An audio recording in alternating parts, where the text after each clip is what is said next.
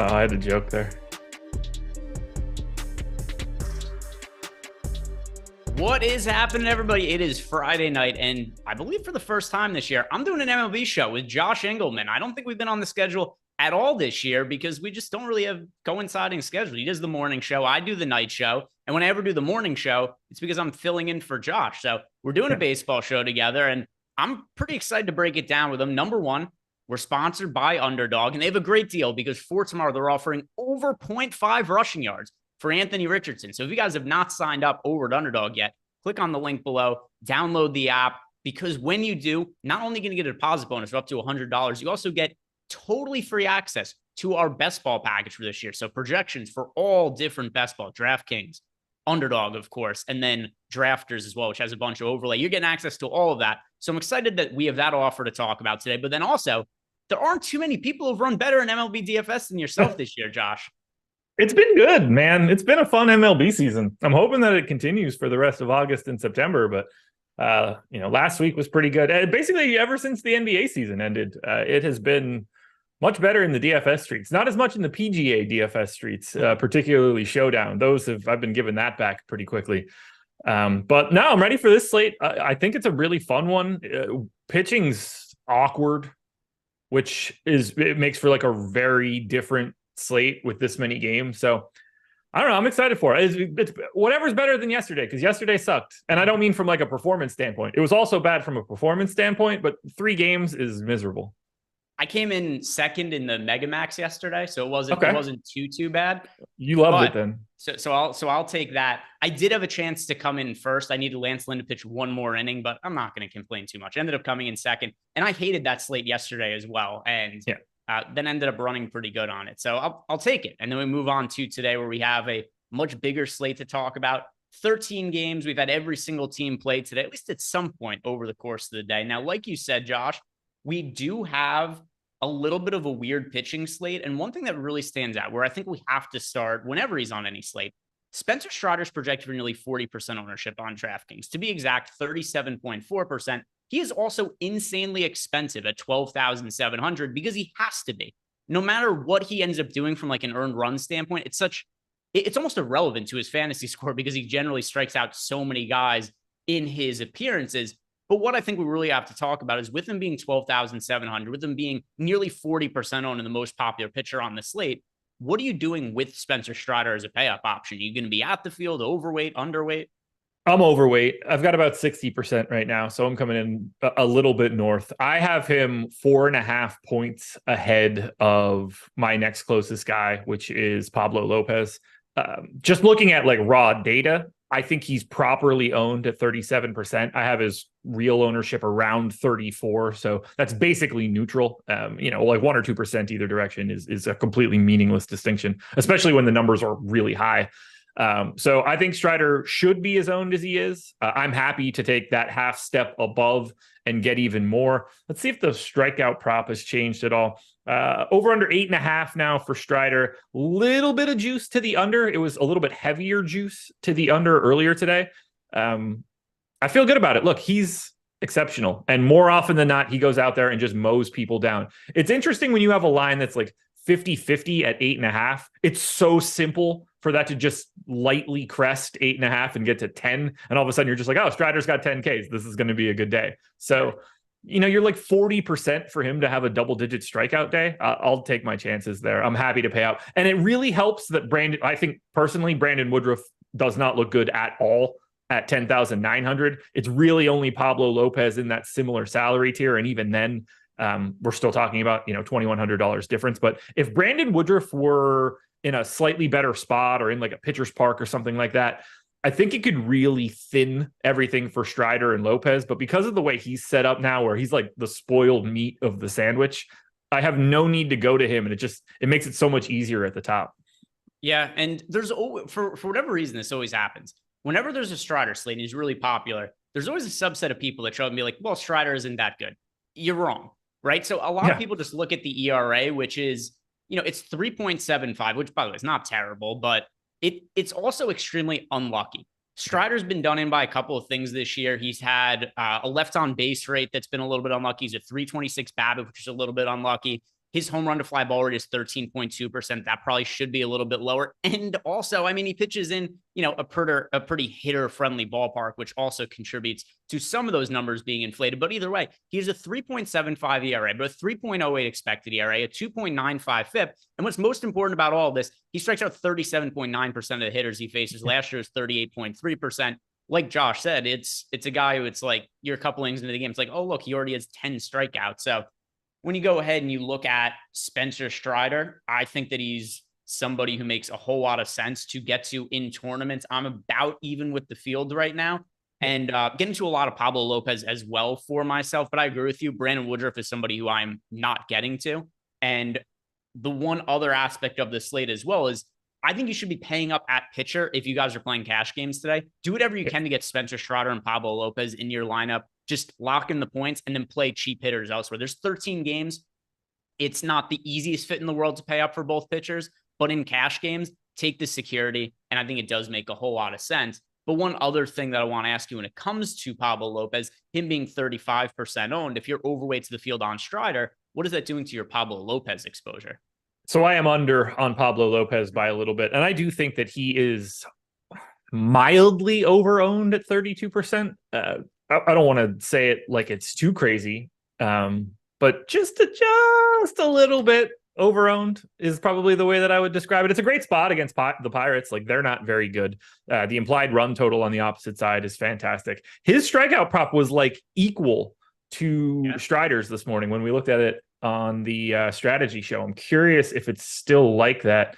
Let's see if I can find him.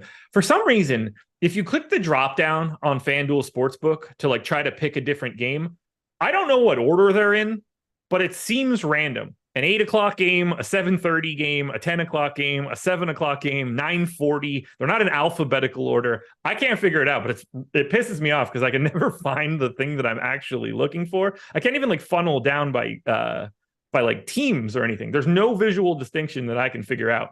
Anyway, Pablo Lopez over under 7.5 strikeouts, -126 to the over. So he and Strider actually have comparable strikeout matchups today.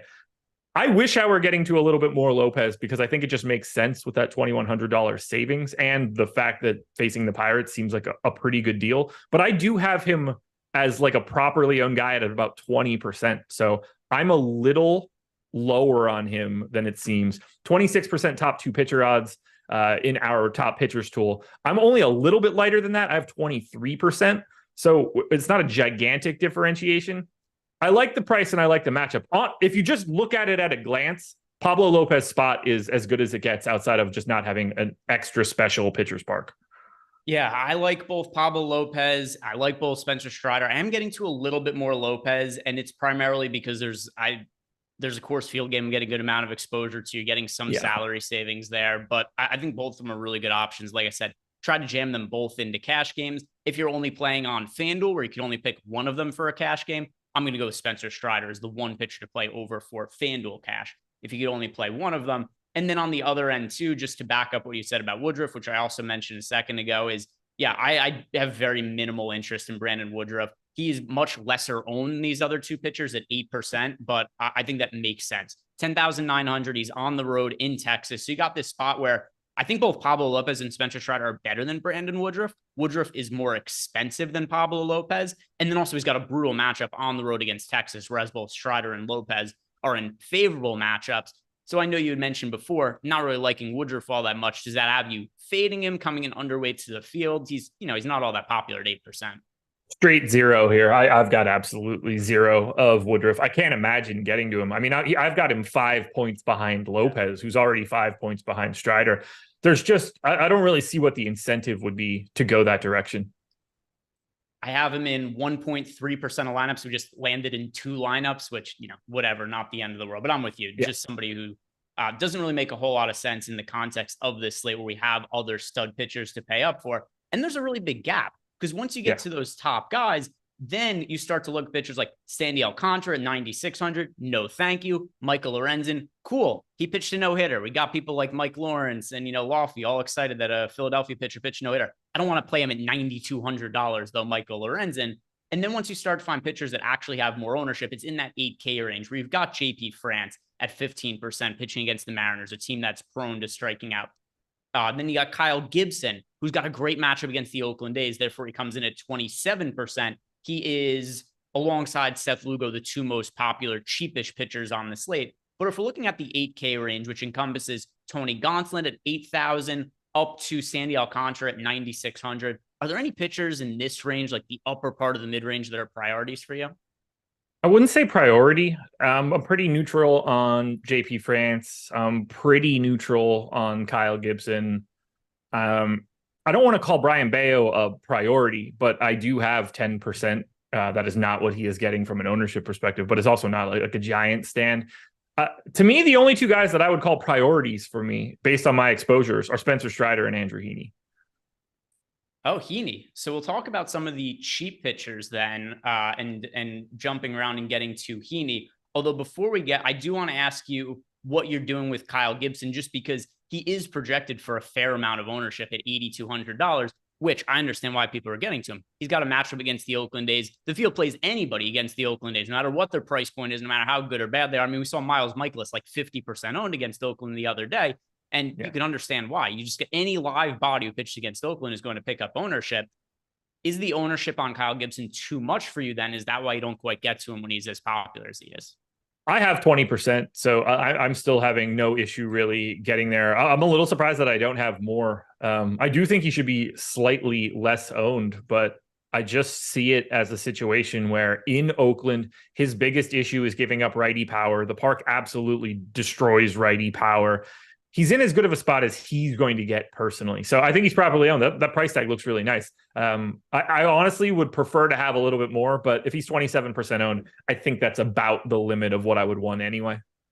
Yeah. And by the way, if anybody has questions for us and you're watching in Discord, one of the perks being a Stochastic Plus Platinum member, you could ask us questions at me, and Josh and I could answer any questions you guys ask related to pitchers we like, cash games, tournaments, whatever it may be. Hit us up in Discord so we can go ahead and answer some of those questions. And yeah, as far as the other pitchers in the mid-range, like I said, nobody's all that popular on the upper side of it, where we've got most of it going to Kyle Gibson. There's 15% going to JP France. Kind of curious that JP France is picking up 15% ownership at $8,700, not the highest upside pitcher in the world. But I'm really curious to hear why it is you're getting to so much Andrew Heaney, $7,700, modestly owned at 19%, good matchup against the Milwaukee Brewers. What are you seeing that has you getting overweight to the field on Heaney? That's a great question. Maybe the archive of his old, really, really good strikeout stuff that existed in his arm a couple years ago. I think it's just a price point thing more than anything. And maybe a function of Seth Lugo being more owned at essentially the same price. It's just kind of like stealing a little bit from Lugo and tossing it on top of Heaney. The park's not great for Heaney. I mean, it plays up power on both sides. It's not the best Brewers lineup in the world, and it's certainly not a Brewers lineup with a lot of strikeouts in it.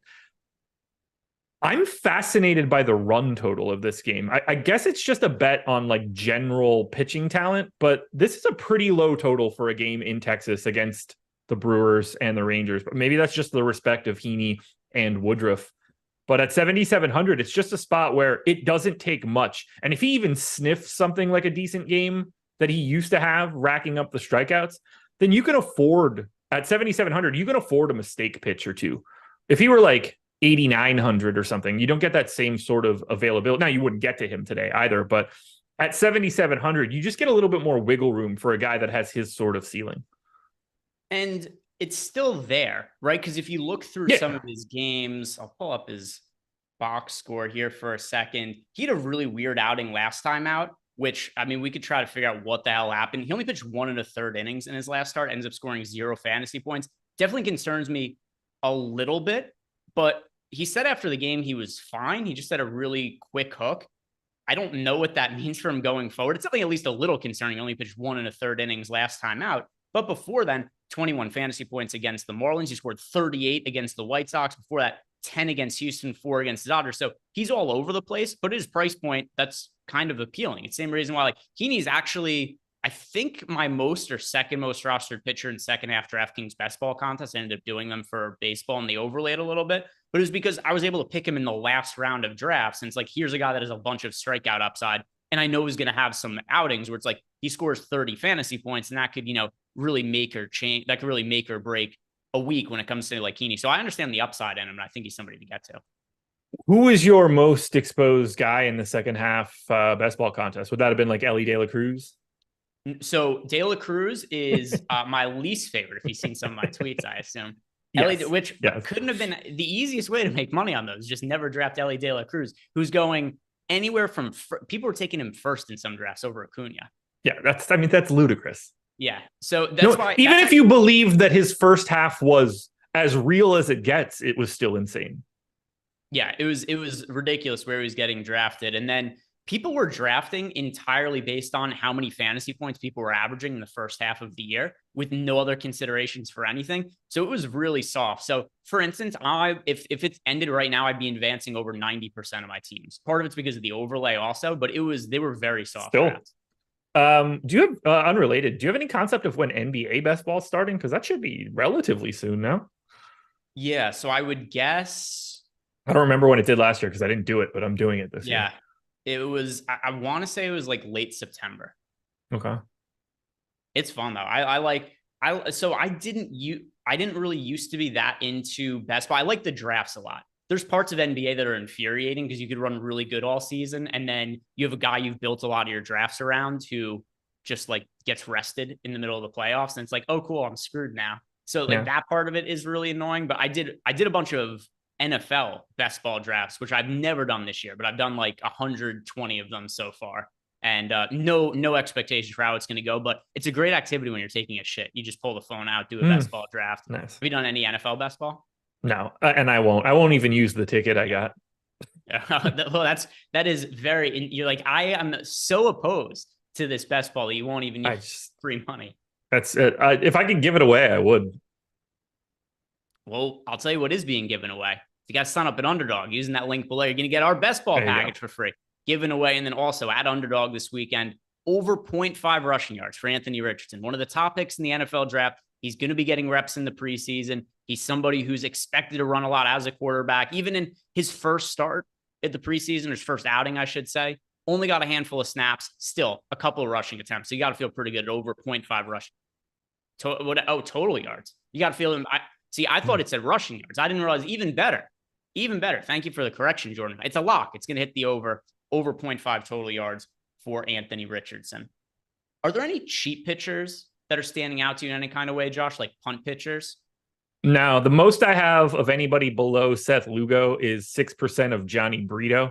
Don't read into that as like anything other than randomness. It'll become somebody else when I actually run this in 35 minutes or something like that. But I have like 5% of Brito, 5% of Fat, 5% of Joan, a couple percentage points of Luis Medina, 4% of Tyler Anderson. Like I've just got a smattering of shit all across the bottom.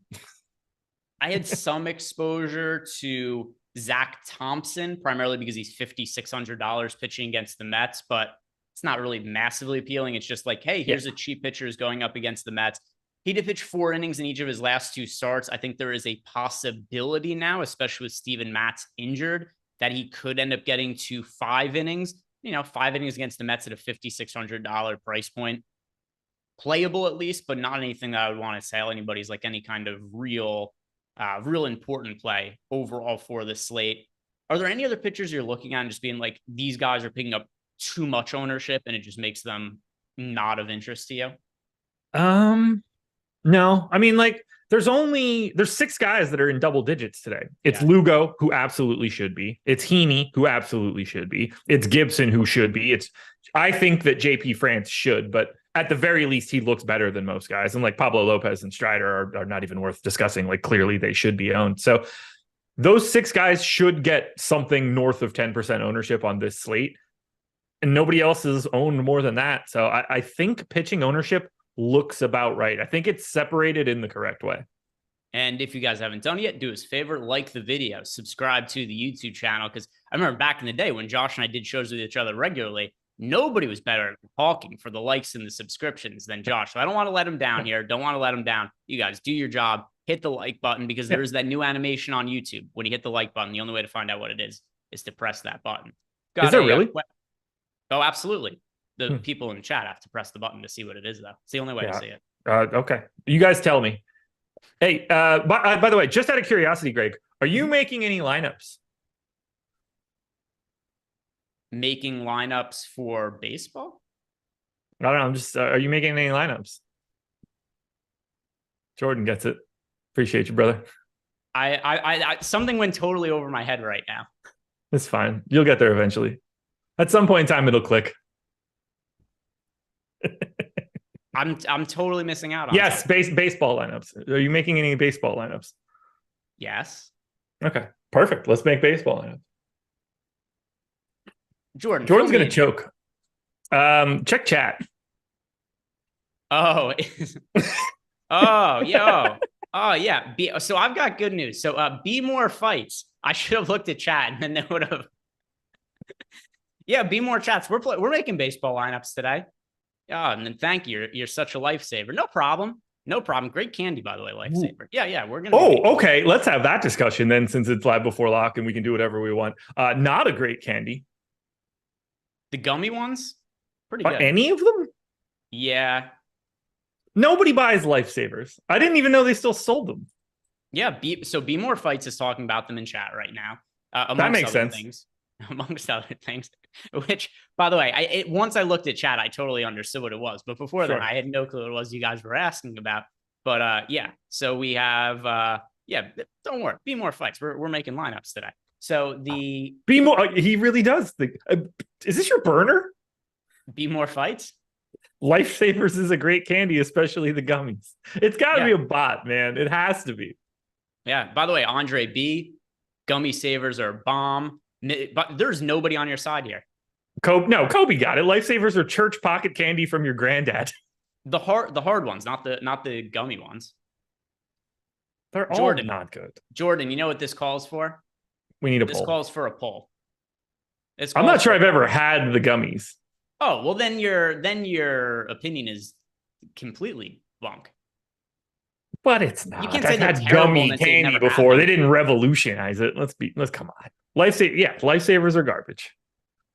By the way, if you said there was an interview that DK Metcalf did, that is apparently like 90% of his diet is bags of lifesavers. I guess that's the problem. Why I look like I do in the mirror. Yeah, exactly. If you ate more lifesavers, you look like DK Metcalf. You'd be big. You'd be jacked. You'd be black. Only if you had lifesavers. That's the only thing that's preventing you. If only I knew that it was a color changing candy. Yeah. All right. Initial results, by the way, 60% say yes, 40% saying no. So who knows? By the way, Robert Page, that, by the way, is not a great opinion, which he says pineapple lifesavers for the win. I don't know about pineapple, but just like the standard flavors, anything red. Do they have different flavors? Yeah. Okay, they do. Well, like some like colored cereals don't have different flavors of their for the color. Correct. I didn't know if it was just like, oh yeah, green is lime or green is just candy. Yeah. No, they're like it's like Skittles kind of, but in like a gummy form. Yeah, like those are all like Skittles. Are Skittles the same flavor or different flavors? All right. So Josh's opinions on candy no longer irrelevant if he thinks Skittles are all the same. Some rainbow colored candy does not taste like the color implies. Yeah, like M&Ms, but like that's like a good example. But what gummy candy? I don't know. Has a variety of flavors, and the flavors are the same. I don't know. Gummy bears? Are gummy bears different flavors? Oh my, he's digging himself an even deeper hole. I can't imagine they're different flavors. All right, Jordan, come on here and weigh in. Has he made all of his opinions on candy now irrelevant? But if he is saying that he thinks they're all the same flavor. There we go. Okay. Haribo gummy bears are sold in 5 flavors. Lifesaver. By the way, 60% of people saying that lifesavers are good right now. That's where we're at with this.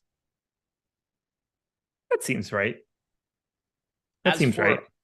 By the way, I just reran some lineups here, and I'm going to be doing one more run here. My most rostered pitcher is Pablo Lopez. Spencer Strider is second. I think he'll be happy with this now. My third most rostered pitcher right now. Oh no, it's actually I have Seth Lugo, but then I have Heaney fourth as my fourth most rostered pitcher. There you go. You're getting there. I'm reading some random article now. The Skittles people, being much smarter than most of us, recognize that it's cheaper to make things smell and look different than it is to make them taste different. So Skittles have different fragrances and colors, but they all taste exactly the same.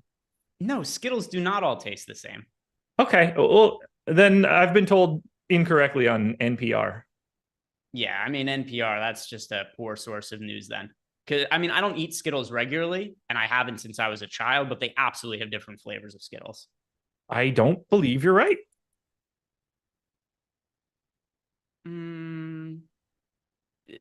Chat, I don't know about this. Jordan, are there or are there not different flavors of Skittles?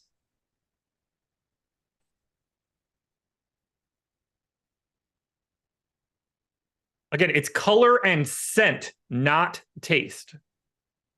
I want to be clear here. You might smell a strawberry, but you're tasting made up fruit flavor.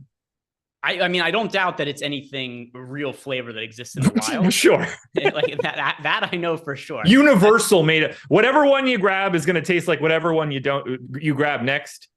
If your eyes are closed, you'll never make the distinction. I can test it later. I'll test it later. Like I know for instance, though, like I know like my brother eats a lot of Skittles, but he only eats certain flavors of Skittles. Like he'll take out the yellow ones and throw them away.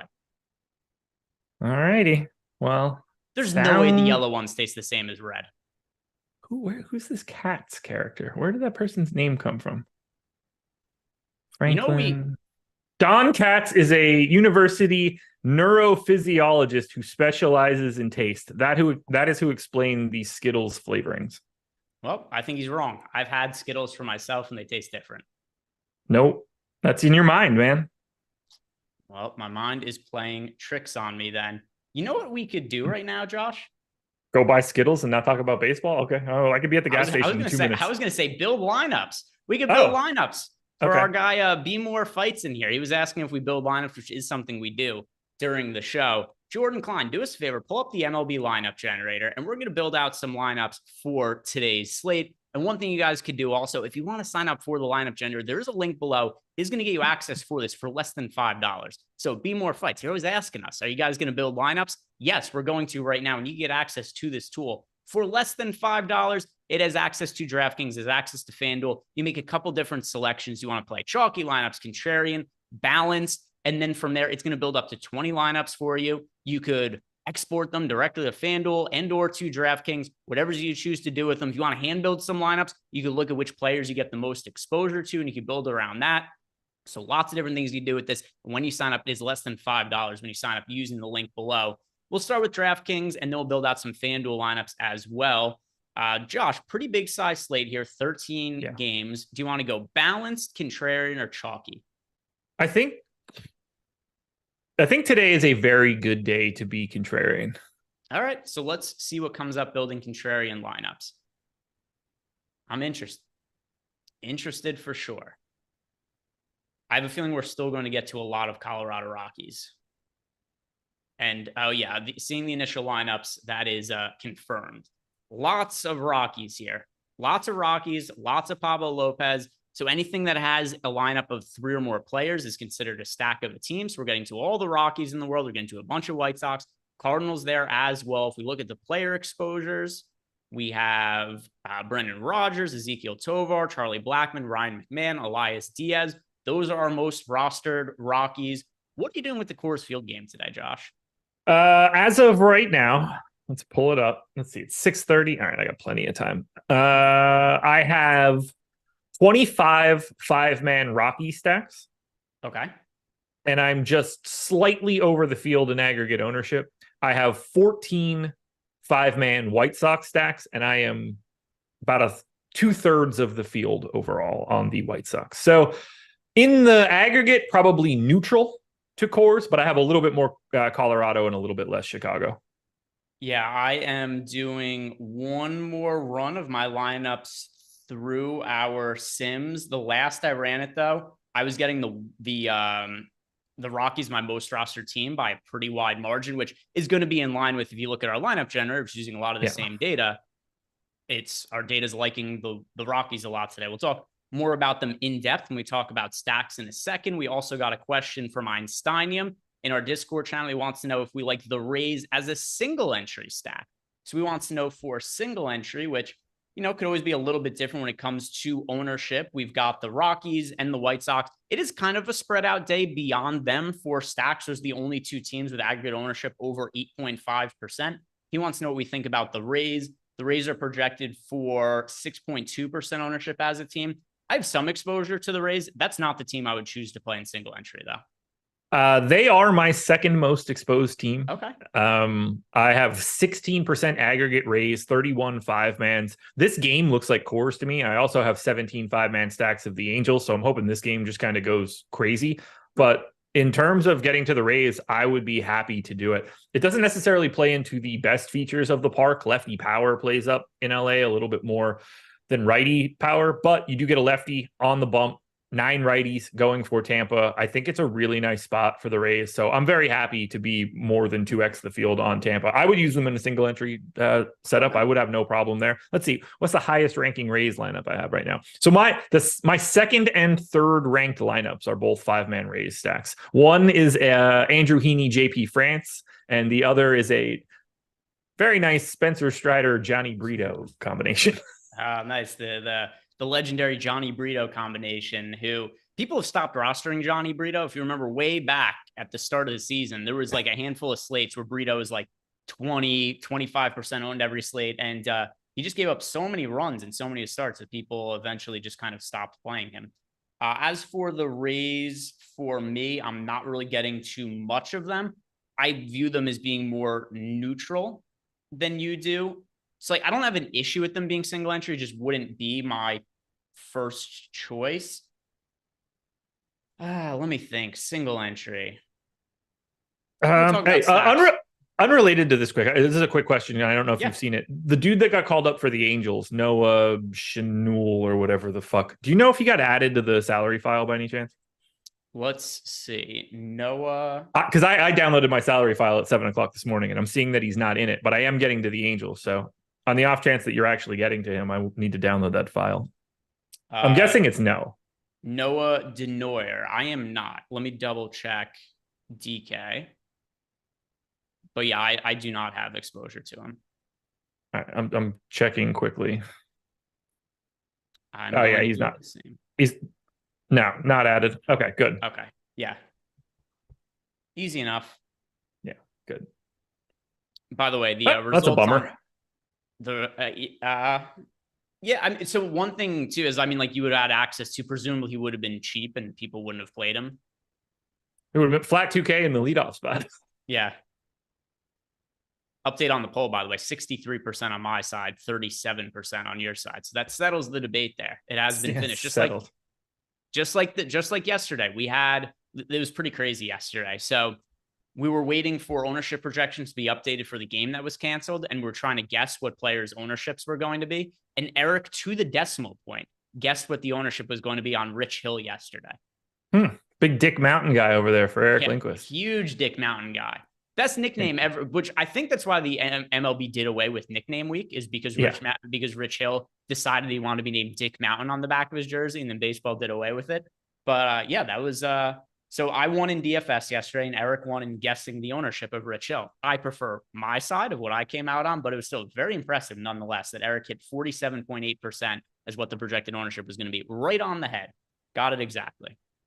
Jeremy Savage came in and said, of course they taste different. What the hell are we talking about? I've never been more right in my life once I see him say something in chat, because now you know that's the opposite side is the correct answer. That's perfect. So we'll look at FanDuel lineups in a second. I just wanted to scroll. Jordan, go all the way down here. We got Seth Lugo as a value pitcher. Lots of White Sox stacks. Yeah. A lot of Cardinals. Yeah, so we got a little bit more. I mean, Spencer Strider still showed up in 25% of lineups. So we got a little bit more Well, actually, a decent amount more Pablo Lopez than Strider, but still ended up being two of the more rostered pitchers for us. Let's go ahead and build some FanDuel lineups and see how they might differ over on FanDuel. I suspect we're still going to get to a lot of Coors Field, but let's go FanDuel, do all stack types, but then go contrarian lineups again. I want to see how different the contrarian lineups look on FanDuel compared to the contrarian lineups on DraftKings right away. A Rocky stack, which indicates to me that we're going to be getting a lot of Coors Field, although maybe it's a coincidence. I just saw a Rays stack that popped up there, Josh. Pablo Lopez, what up? Pablo Lopez. See the stack exposures. Yeah, we did get to 15% Rockies on FanDuel, 65%, 15% Rays. We got to 65% Rockies, which, I mean, just based on the pricing, it's kind of hard to get away from Colorado on FanDuel, particularly in getting to them as, one-off players. Cardinals at 30%, White Sox 20%. Yeah, Rays their 15%. So, yeah, Tampa Bay is showing up a decent amount for us here on FanDuel, Josh. Tampa Bay, baby. Join me in the victory. I wish it were 100K up top. I'd like more money. Let's go and look at some of the individual player exposures now, Jordan, and see what it is that we're getting there. Yeah, so Pablo that's Lopez, a lot, Colorado. Roster pitcher, lots of him. And then as for the Rockies hitters, Blackmon, these prices are so broken on FanDuel. Why is Charlie Blackmon sub 3K? It makes no sense. Just both sites have been asleep at the wheel for pricing for most of this year. But Charlie Blackmon is hitting leadoff in Coors today at sub 3K. I don't care which site it is. And the pitcher he's going up against is Michael Kopech, who's been absolute dog shit as of late. Yeah. And going to Colorado is like his worst nightmare. Yeah, I guess Cincinnati. Typically a place where you have a lot of fly balls and hard contact isn't going to play all that well in Coors Field. So it makes a lot of sense. They're seeing as much ownership as we are on Colorado, and then getting to a bunch of them here. As for the St. Louis bats that we're getting to, Tyler O'Neill, Paul Goldschmidt, Tommy Edman. I'm curious which Rays bats you have the most of. And I know that we're talking about FanDuel right now, and before we're looking at some DK lineups, but Siri is in 25% of lineups, and we got Harold Ramirez there in 20%. Randy Arozarena at 15%. Isaac Paredes is 15%. Which of the Rays hitters are popping up most meaningfully in your lineups, Josh? So I've got 22% of Paredes. I've got 21% of whatever Curtis Mead is. I have 19% of Harold Ramirez, 15% of Siri and Arozarena, and then it kind of just trickles down from there. All right. So that is a look at the FanDuel slate, and scroll down a little bit, Jordan. I'm curious what beyond Pablo Lopez, are like any cheap pitchers we're getting to or anything like that. Pablo Lopez, Spencer Strider, and there's like some Seth Lugo there as well. But yeah, I mean, only so many different pitchers are going to pop up building 20 FanDuel lineups. So Lopez, Strider, and then some Seth Lugo, the three pitchers we got to over there. And if you guys want to sign up for this tool, link below, less than $5 when you sign up for the first time. If you're a new DFS player and you want some help building some baseball lineups, this is the easiest tool that we have on the site to get those lineups built out for you. Now let's go ahead and look at some stacks, Josh. You had mentioned the Rays as being a team that you're well overweight to the field to, and they're a fairly contrarian stack. They're only projected for 6.2% ownership as a team. I'm going to refresh our stack ownership, though, to see if that has changed at all. A little bit. They're up to 7.1% now from 6.2. So they're picking up a little bit of steam. People listened to you talk before. What's the team you have the most exposure to overall? I assume the Rockies? Cardinals. Oh, okay. So talk to me about St. Louis then. It's basically the Cardinals, the Rays, and the Rockies are all about the same. The Rockies are like a hair under both of them, but distinguishing between those guys would not be the same as distinguishing between them and like everything else. So it's a lot of the Rays, but it's a lot of the Cardinals taking on the Mets. Joey Lucchesi on the hill. I don't really know any reason we should expect him to be anything other than not good. So I'm going to go ahead and assume that the 9 righties that are in St. Louis, hitting for St. Louis today, in a park that has a 77 park factor for lefties and a 95 park factor for righties, it's going to look a little bit better for the righties against the lefties. So Tommy Edman in the leadoff spot, 4,100 for a shortstop, I think is fantastic. You can get Nolan Arenado. Like, this is why I love the Cardinals so much today. Nolan Arenado is 2% owned in our ownership projections. Yeah, no, it makes sense. Like, that's insane. Paul Goldschmidt's 3% owned. Like, I'm buying talent at a low rate, at a low ownership rate. All I'm doing is spending the salary for it. but it's not as if I'm spending up to be contrarian against something good. It's Joey Lucchesi. Like, I don't get it. I don't know why the Cardinals aren't more owned. Love them. Love them. I mean, they look like shit yesterday, but love them. The other part of this, too, is that Joey Lucchesi, a lefty, and the Cardinals offense the last couple of years, much better against lefties. Why? Because they have hitters like Paul Goldschmidt, Nolan Arenado in the middle of the lineup who do hit historically lefties much better than righties. So let's see. What do I have of the Cardinals right now? I'm slightly overweight to the Cardinals. Nothing crazy, but they are a team that I'm getting to a little bit more of than the field. The team I overall have the most exposure to, it is the Colorado Rockies. And of the two chalk offenses on the slate, I do prefer Colorado to Chicago for a couple of reasons. The main one being, though, is just there's so much more ownership going to the White Sox. Like, as popular as the Rockies are, the White Sox are now projected for 16% ownership as a team, where the Rockies are 11%. So the White Sox are 50% more popular than what the Rockies are. So this is just by far the most popular team on the slate. I do think it's a very good spot for the White Sox, but I do end up coming in underweight to the field to them, even though they are a stack I'm getting to a decent amount of, just because they're so popular by such a wide margin on the slate. So I'm going to be a little bit underweight to the field here on the White Sox. What are you doing with them, Josh? I wish I was getting zero, of course, like in an optimal way, but that's just never going to happen. So I have 14 White Sox stacks, 25 Rocky stacks, and I have basically 25% aggregate exposure coming to Coors.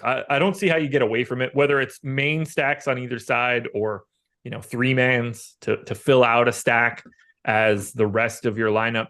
The problem with Coors now is that you get it from both angles. But back in the day, if you wanted Coors, they had the monster run totals, and they were clearly the top stacks in terms of expected fantasy points, but you weren't getting overwhelming values. The prices would adjust. The White Sox are the number one stack and the number one value. It's stupid as shit. The Rockies are second, and what we have is seventh. I have it second and fifth, but we're talking about a team that only has one guy at 5K or higher, and it's 5K on the dot.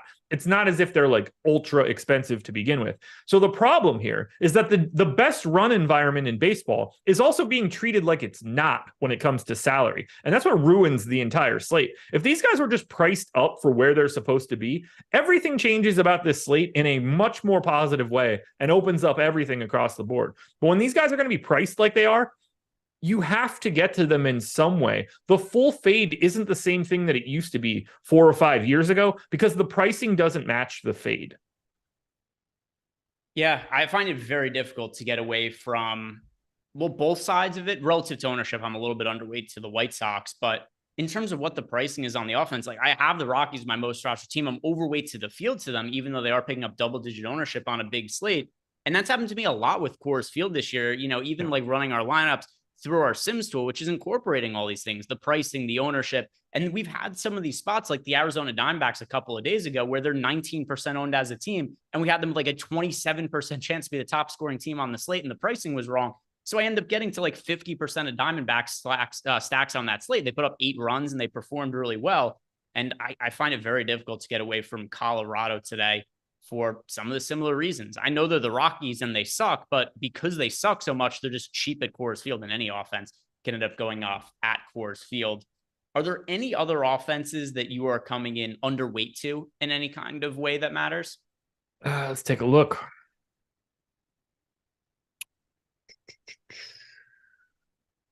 I don't have any Braves, really. That's usually not fun. Yeah.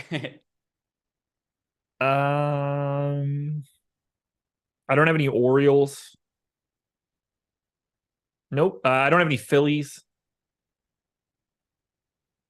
Those would probably be the main 3. I don't have Brave stacks. I essentially don't have Philly stacks, and I essentially don't have Orioles stacks. And those are teams that are at least like middle of the pack. Yeah, we've got the Phillies projected for 7.3% ownership. So they're expected to be the 4th most popular team on the slate, and I am undercutting them. I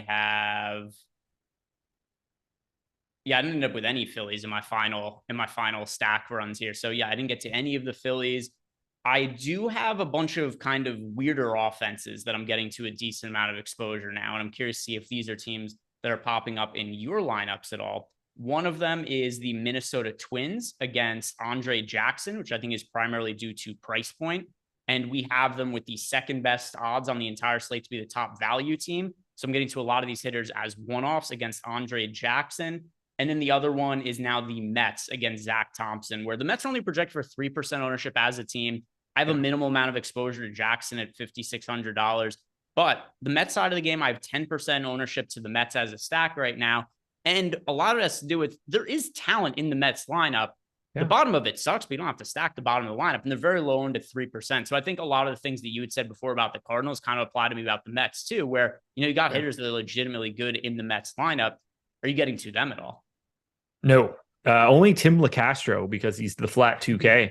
Otherwise, I basically don't have the Mets. Little surprised that I don't, but I think it's a run total thing. I'm actually a little look. I get to the Mets a lot. Steamer has the raw talent of the Mets a bit higher than I think public perception and certainly their performance this year. So I tend to get to the Mets pretty regularly. But 4.2 run implied total here on the road against Zach Thompson. Something is being believed in that betting line. And it's making me not get to the Mets for today. Like we have them 10th in top stack, or at least we had them 10th before the show started. I had them 16th. So that's probably one of the bigger divides I have with our data for today. Yeah. Like I said, I'm well overweight to the field on the Mets, have them in 10% of lineups. And if you guys have any other questions for us in Discord, we could start answering those. And I also checked my Slack and I saw I had a message from Ben Raza about the For You feed, which I don't know what your For You feed is like on Twitter right now. Mine is nothing. Just Dylan Danis. Yeah, that's right. Exactly what I just said to Ben. I said my For You feed is nothing but Dylan Danis, which, by the way, I generally find Dylan Danis very annoying. I do find what he's doing right now to be pretty funny. I mean, anytime that I could look at pictures of Nina, I'm going to be cool with it. So he's filling my timeline with somebody that I definitely want to look at. And she is a part of one of the funniest things that I've ever seen happen in life. She was on Jim and Sam with Mark Normand, and they were talking about the swimsuit issue. And it was whatever year they did like body positivity swimsuit issues. So they did like old people and fat people and stuff like that. And Mark Normand like just did not care at all. So he said a couple things that like definitely shook her to her core about some of the things that popped, some of the pictures that came up. I highly recommend watching the clip when we're done here. But my experience with her, that's how I knew her. When I found out that she was dating Logan Paul, I was like, man, that girl looks really familiar. And I have no idea why. And then I found out that she was the other model that was in the radio studio when Mark Normand just like broke her. Yeah, so I like Mark Normand a lot. I used to work with him a decent amount when I was doing comedy back in the day. And then what happened with Mark Normand, he started opening for Amy Schumer, and then he didn't need to do comedy gigs at shitty basements in New York City anymore. But yeah. I've probably done like, I don't know, 60, 70 comedy shows with Mark Normand. That's awesome. And he was always really nice. And now he's hilarious, which he was then as well. But now he's like super, super funny. He has a bunch of videos online. If you check his YouTube, he's been doing these stand-up sets, which are like improv stand-ups where people just yell out topics. And then he's super quick. He riffs and puts together like bits instantly off of stuff people yells out in the audience. Yeah, he's awesome. So, you gotta watch this clip because he calls the one like plus size swimsuit model something, and it's fantastic. Like they're breaking down on the radio, like they can barely breathe from laughing, and it's just not going well. Another thing too that he's done that's really funny. Look up his morning show. Some of his morning show stuff. Where, like, the one that he did in Cincinnati. Yes, he's like, I'm a little hungover, a little gay. Yeah, it's ridiculous. He's on the other comedian does those really funny is if you go ahead and look at the Tom Segura ones where Tom when he went in as DJ Dadmouth. Yeah. DJ, now he does, obviously he's super famous. Doesn't have to do those to promote his comedy shows, but yeah, DJ Dadmouth was absolutely hilarious. In Discord, we have a question from Mr. Cool Cam. He wants to know, do we have any love for the Padres on FanDuel today?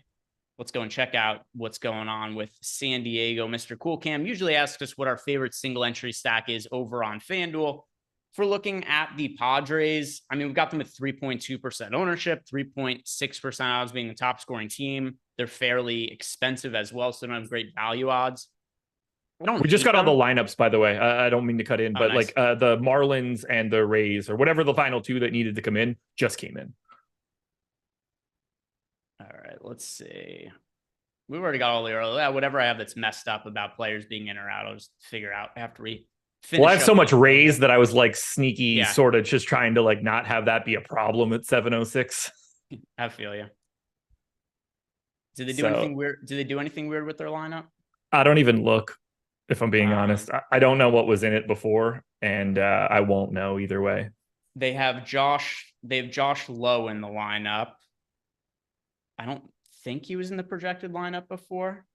That I already pasted over it. I was gonna say I can give you that information, but I don't have any sort of like archive system set up for myself. Yeah, I don't look. I just paste it. I could just compare my old lineups to what the current lineup is. There you go. And I probably should build like an archive of it all so I can look, but I guess I don't really give a shit. Here's what I do to tilt myself sometimes. I will save my initial versions of my lineups, and then I'll upload them into Fantasy Cruncher at the end of the day just to see like, oh, like what could I have potentially won? I did that once this year when I messed up and I forgot to register the slate, and I would have finished like 4th and 9th or something stupid. And I was like, okay, don't ever do that again. Oh, it's no Juan Siri isn't in the lineup. That's who's out. Oh, okay. Jose Siri, I mean. Jose Siri. I had a bunch. So, close enough. Tomato. Jose Siri not in the lineup. And also, as 1-2 in the chat points out, there is no Wander Franco in the lineup either. Potentially forever. There's maybe no Wander Franco. There was a reporter who reported that based on the initial investigation, it is unlikely that Wander Franco will play in the MLB again. So we'll see what ends up coming of that. Yeah, I don't even have jokes. Tim Lee wants to know, are there any concerns for the Minnesota game with 10 to 15 mile per hour winds blowing in? Let's see. Minnesota. I mean, isn't that a dome? Am I wrong? Isn't it sometimes a dome at least? I don't think so. Minnesota, Pittsburgh. By the way, also, I'm looking at the weather report now. Outside. Is it a retractable roof? Does Target Field not have a roof? I'm not sure. Why would you build a stadium in Minnesota without a retractable roof?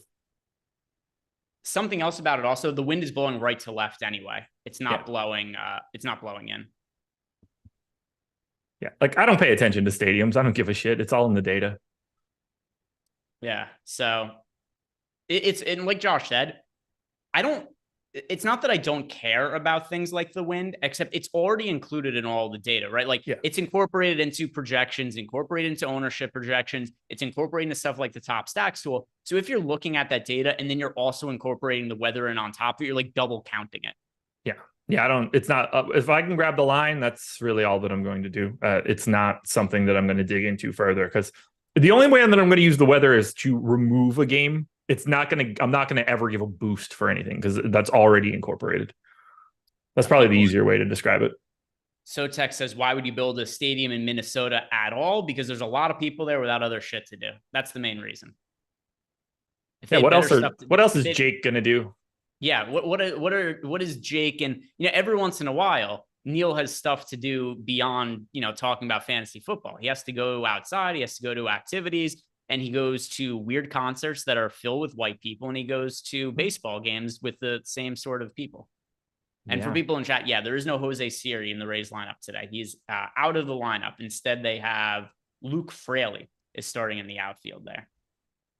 For real though, I would have wagered money on the they have at least a retractable roof thing. Like, if they let's just say the Twins go deep into the playoffs. What are games like in Minnesota in like the first week of October? Let's see. By the way, confirmed. The stadium does not have a roof, but they did consider one at one point. I bet they did. I bet it's cold as shit. That's what I'm saying. Like, it's not. But here's part of it too, because they're the Twins. They don't have to worry about playing into that part of the season. That's fair. They're probably normally I'm used to them just losing a first round series to the Yankees. With probably Joe Ryan pitching or something. All right. Weather, October, Minnesota. I bet it's Climate. cold as shit. Yeah. The climate of Minneapolis in October. The average low temperature in the month of October is 38 degrees. Yeah, that's nuts. And the games are And if you're playing at night, like it's cold or very cold. Which also they don't have to worry about because none of their games are going to be in prime time. They put them in the afternoon games when Minnesota's in the playoffs. Now, I'll be honest. I actually thought it would be a little bit colder than that. But that's still wildly unappealing baseball weather.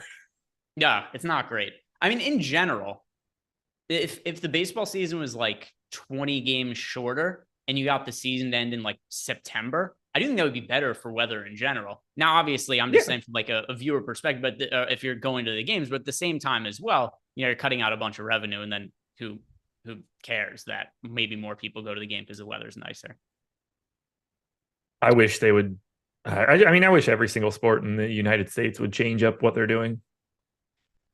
Looking at some of the individual hitters on the slate, Josh, we'll look at some of the hitters that are most predominantly popping up in our lineups. Then we'll do some dong picks, and then we'll get out of here for the day. So anything as far as individual hitters go, you're noticing hitters that are popping up a whole bunch?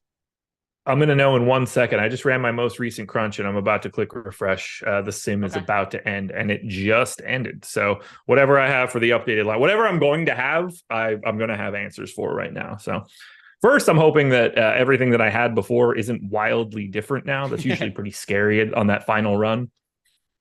Still don't have the Phillies, still don't have the Orioles, Rays. I have generally more of teams that I didn't have before and a little bit less of all of the extremes that I had. So that's something. I have as my most rostered hitter. It's a lot of Rockies hitters. Brendan Rodgers, Charlie Blackmon, Ezekiel Tovar, Ryan McMahon, Elias Diaz. If I'm looking at non Coors Field hitters, Royce Lewis at third base is popping up in a good amount of my lineups. My most rostered catcher on the slate is Yainer Diaz from the Astros, who I do feel like he's probably been my most rostered catcher on the entirety of the season. He's never really been super expensive. He has power in his bat, which is generally hard to find power upside of catcher. So I have him in right around 20% of my lineups as my most rostered catcher. Luis Robert, but that's Coors Field. It's more Minnesota. Oh, you mentioned Tim Locastro before. Whoa. Tim Locastro, that's my most rostered Mets hitter. So you mentioned him being the only Met that you had exposure to before. Tim Locastro at the flat min price. I've got ownership to him in the teens. So those are some of the hitters that I ended up getting to the most. Did your sim finish to find out who you have the most of as individual hitters? Yeah, I'm going to upload my lineups. I'm like clicking upload right now, and then I can talk about whatever because everything will be in. I probably should. I just realized that I have my lineups finished and I never saved them. There we go. We're in good shape now. I got everything in. So now I can talk about everything that I have clear across the board because I'm not going to dig into anything further. All right. Most exposed hitter for me today is just what I expected it to be on August 18th, 2023. Obviously, there is no better hitter to roster today than Elvis Andrus. Of course. Hey, he's also, as far as my White Sox players go, he's the White Sox I have the most exposure to. He is in 26% of my lineups. Charlie Blackmon is second for me. Lou Bob is third. Benintendi, Ryan McMahon, Harold Ramirez, and Brendan Rodgers are that rounds out everybody that I have 20% of or more, ignoring pitchers, obviously. Yeah.